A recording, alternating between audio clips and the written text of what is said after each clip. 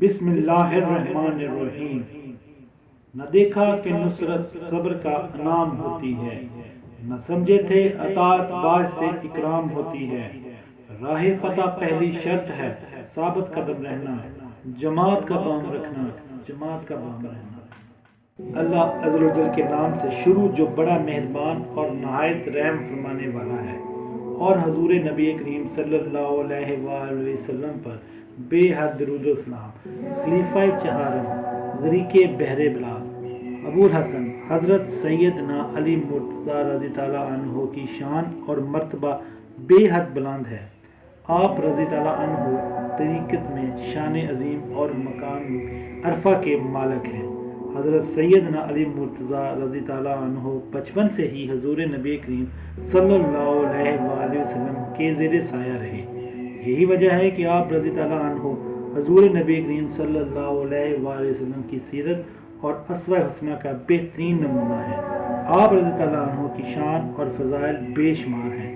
آپ رضی تعالیٰ عنہ کو حضور نبی کریم صلی اللہ علیہ وآلہ وسلم کی سب سے لاڈلی صاحبزادی حضرت سیدہ فاطمہ رضی تعالیٰ عنہ سے نکاح کا شرف بھی حاصل ہے۔ ام المومنین حضرت عائشہ صدیقہ رضی تعالیٰ عنہ سے مروی ہے کہ حضرت سیدنا علی مرتضیٰ رضی تعالیٰ عنہ سے زیادہ علم کا جاننے والا کوئی نہیں۔ حضرت سیدنا علی مرتضیٰ رضی تعالیٰ عنہ کی کنیت ابو تراب کی وجہ تسمیہ کتب سیر میں یوں منقول ہے کہ آپ رضی تعالیٰ عنہ ایک مرتبہ اپنی زوجہ حضرت سیدہ فاطمہ زہرا رضی تعالیٰ عنہ سے ناراض ہو گئے اور مسجد میں جا کر فرش پر لیٹ گئے، جس سے آپ رضی تعالیٰ عنہ کے جسم مبارک کو مٹی لگ گئی۔ اسی دوران حضرت نبی کریم صلی اللہ علیہ وآلہ وسلم اپنی بیٹی سے ملنے گئے تو آپ صلی اللہ علیہ وآلہ وسلم کو پتہ چلا کہ حضرت سیدنا علی مرتضیٰ رضی تعالیٰ عنہ ناراض ہو کر مسجد میں چلے گئے ہیں۔ حضور نبی کریم صلی اللہ علیہ وآلہ وسلم آپ رضی تعالیٰ عنہ کو لینے کے لیے مسجد میں پہنچے تو آپ رضی تعالیٰ عنہ سو رہے تھے۔ حضور نبی کریم صلی اللہ علیہ وآلہ وسلم نے آپ رضی تعالیٰ عنہ کو مخاطب کرتے ہوئے فرمایا، اے ابو تراب اٹھ۔ آپ رضی تعالیٰ عنہ نے حضور نبی کریم صلی اللہ علیہ وآلہ وسلم کی بات سنی تو اٹھ کھڑے ہوئے۔ چنانچہ اس دن سے آپ رضی تعالیٰ عنہ کی کنیت ابو تراب مشہور ہو گئی۔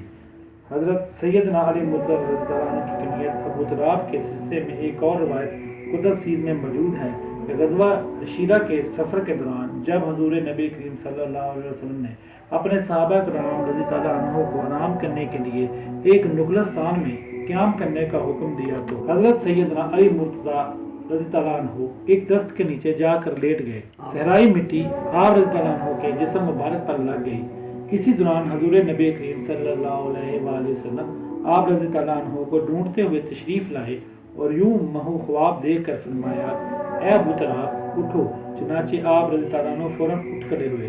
حضور نبی کریم صلی اللہ علیہ وآلہ وسلم نے فرمایا، اے ابو تراب میں تجھے یہ نہ بتاؤں کہ سب سے زیادہ بدبخت کون ہے؟ حضرت سیدنا علی مرتضیٰ رضی اللہ عنہ نے عرض کیا، یا رسول اللہ صلی اللہ علیہ وسلم بتائیے۔ حضور نبی کریم صلی اللہ علیہ وآلہ وسلم نے فرمایا، ایک وہ شخص جس نے حضرت صالح علیہ السلام کی اونٹنی کی اونچیں کاٹی، اور دوسرا وہ شخص جو تیرے چہرہ اور داڑھی کو خون میں ڈبوئے گا۔ حضور نبی کریم صلی اللہ علیہ وآلہ وسلم یہ فرماتے جاتے اور حضرت سیدنا علی مرتضیٰ رضی تعالیٰ عنہ کے چہرے مبارک پر ہاتھ پھیرتے جاتے۔ چنانچہ اس دن کے بعد حضرت علی المرتضیٰ رضی تعالیٰ عنہ کی کنیت ابو تراب مشہور ہو گئی۔ ایک اور روایت میں آتا ہے کہ حضرت ابو طالب جب مرض الموت میں مبتلا ہوئے تو حضور نبی کریم صلی اللہ علیہ وآلہ وسلم اس وقت آپ کے پاس تشریف لائے اور آپ کو ایک مرتبہ پھر دعوت اسلام دی۔ حضرت ابو طالب نے پوچھا، وہ کلمہ کون سا ہے جو مجھے نجات دے گا؟ حضور نبی کریم نے آپ کو کلمہ توحید پڑھ کر سنایا اور سکھایا۔ حضرت ابو طالب نے کہا، اے بھتیجے میں جانتا ہوں کہ تو میرا خیر خواہ ہے، لیکن میں اس بات سے ڈرتا ہوں کہ اہل قریش کہیں یہ نہ کہیں کہ میں موت کے ڈر کی وجہ سے مسلمان ہو گیا۔ حضور نبی کریم صلی اللہ علیہ وسلم کے جانے کے کچھ دیر بعد حضرت ابو طالب وصال فرما گئے۔ حضرت سیدنا علی مرتضیٰ نے حضور نبی کریم کی خدمت میں حاضر ہو کر والد بزرگوار کی وصال کی خبر دی۔ حضور نبی کریم کی آنکھوں میں آنسو جاری ہو گئے۔ آپ ایک مشفیق چچا کے سائے سے محروم ہو گئے۔ آپ نے حضرت سیدنا علی مرتضیٰ کو حکم دیا جاؤ انہیں غسل دو اور تجہیز و تکفین کا انتظام کرو۔ پھر حضور نبی کریم خود تشریف لے گئے اور جنازے میں شمولیت اختیار کی۔ آپ فرماتے جاتے تھے، چچا جان، آپ نے میرے ساتھ صلہ رحمی کی اور میرے حق میں کسی قسم کی کوتاہی نہیں برتی۔ اللہ تعالیٰ آپ کے ساتھ صلہ رحمی فرمائے اور آپ کو جزائے خیر عطا فرمائے۔ ابن حشیم کی روایت ہے کہ میں نے حضرت سیدنا علی مرتضیٰ سے سنا، آپ فرماتے تھے کہ میرے والد بزرگوار نے میرے دادا حضرت ابو مطلب کی پیروی کی یہاں تک کہ وصال فرمایا، اور مجھے وصیت کی کہ مجھے حضرت ابو مطلب کی قبر میں دفن کرنا۔ پس میں نے حضور نبی کریم سے اس کا تذکرہ کیا تو انہوں نے مجھ سے فرمایا کہ ان کی وصیت کے مطابق عمل کرو۔ چنانچہ ہم نے انہیں غسل دیا اور دفن کرنے کے لیے قبرستان ہجون میں لے گئے جہاں حضرت ابو مطلب کی قبر تھی۔